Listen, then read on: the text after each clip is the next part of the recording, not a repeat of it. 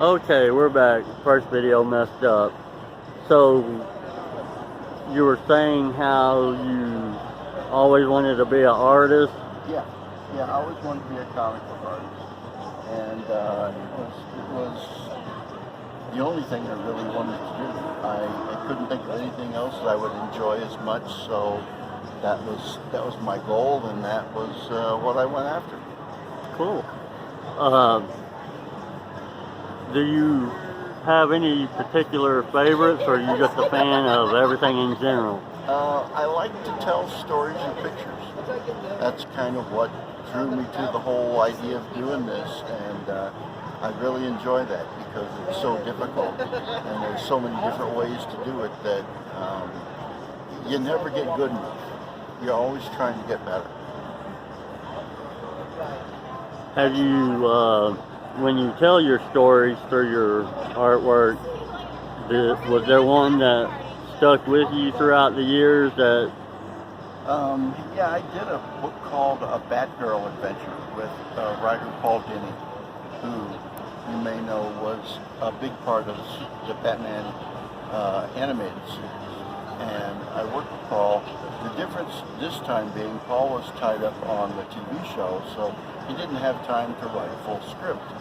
So I was given just a very bare bones plot to work from, and I got to write most of it in my pictures. Ooh. You worked with both Marvel and DC in the past. Was there essentially any other stories that stood out in your mind that you were a part of, or that you were proud to be a part of? Well, I was a small part of the death of Superman. I happened to be doing the Justice League with Dan Jurgens during that, so we ended up doing the issues of the Justice League that came out right before and right after the death. So that was a big deal.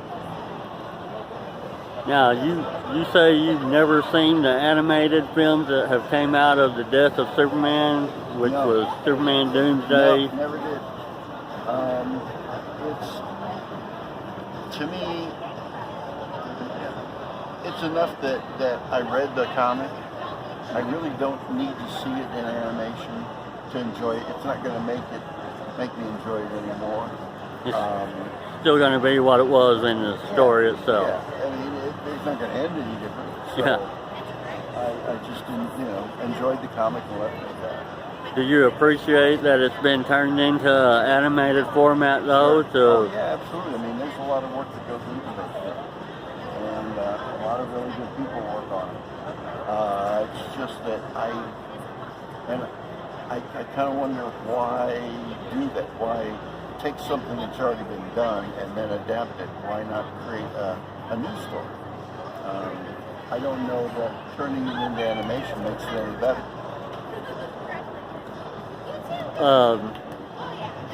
In the course of your years over the years that you have been doing this,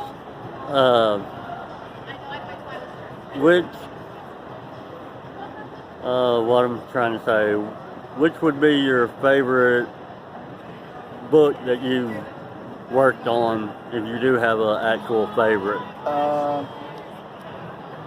It's hard to say. It would probably be, well, I've got different favorites for different reasons. I like the Batman Adventures because of the work we did on it. It was kind of groundbreaking, and we did some pretty good books. I liked working on Blackhawk because it was one of my favorite characters growing up. Liked doing Justice League with Dan. And I did a Huntress miniseries with Greg Rucka that turned out pretty good. So there's been quite a few.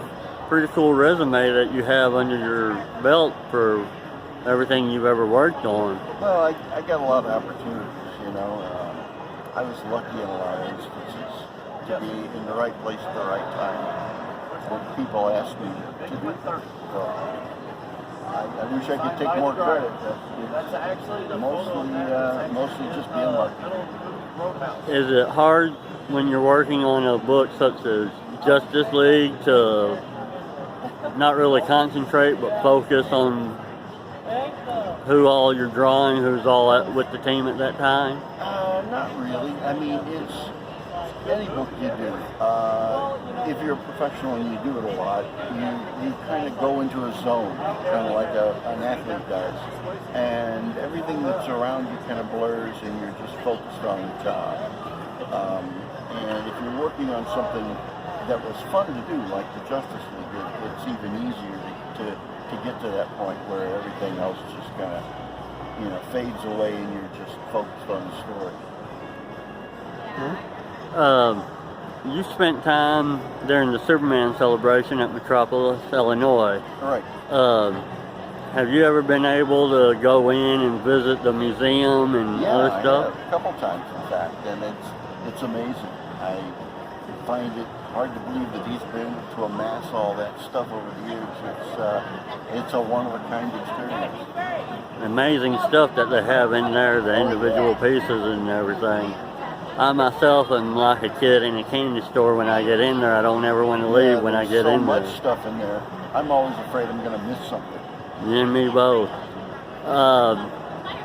Now you're based out of the St. Louis area right now. Right. So you've been to some different cons. This is your first con here in Poplar Bluff. Right. And you've been to Cape a couple of times, haven't you? Yep. Are there anything that you like about both cons in particular, since you've had a chance to be at both places now? Well, any con, it's mostly meeting the people that read your work, because you work by yourself for the most part, and you really don't know whether or not people like what you do, and you hope they do. And so cons are a good chance to get to meet them and know them and talk to them, find out what they like, what they don't like, just connect with the people that you actually work for. I agree. Growing up, when I was reading comics, and I still read comics, but back in the 80s they had where you could write to the editor of certain issues or write to certain teams that did the artwork or whatnot, and you would, if you were lucky, they would print that reply in one of the issues of the comic book at the end. Do you miss those, or were you ever a part of those? Well, we had letters pages in Batman. Well, most of the books I worked on, we had letters pages. I started back far enough where they were still using letters pages, and yeah, they were nice. They, gave a chance for readers to write in and talk about the books and talk about them sometimes in great depth and detail. And it's a good place for fans to connect with one another. So yeah, I like them. I miss them. I wish they still did them. Now, over the years, you have gotten to work with some pretty talented groups of people. If you could name a few of the people that you were actually able to work with over the years. Well, so many. I worked with Denny O'Neil. I drew a story that Denny wrote about the question. I worked with, just about all the major writers in the past 35 years I've worked with. Greg Ruckus, a good friend of mine, I've worked quite a bit with him. Let's see who else. Doug Mensch I've worked with, Marty Pasco, Dan Jurgens, of course, Mike Grell. Oh my gosh, the list just goes on and on. And then as an anchor, I've got to ink some pretty good artists, and I've been inked by pretty good anchors. I've been inked by Dick Giordano, Bill Sienkiewicz, Klaus Janson. So I've been pretty lucky. And as far as my inking of the people, I've gotten to Kurt Swan, Jim Lapero, John Byrne, Dick Sprang, some pretty heavy hitters. So you've had an amazing career span so far, and it's still going on strong.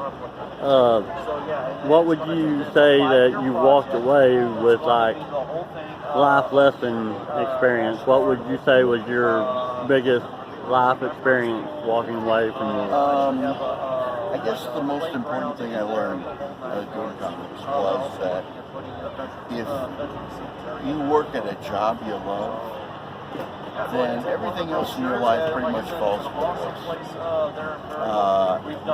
That's so important. I don't think people realize how important it is to like what you do for a living.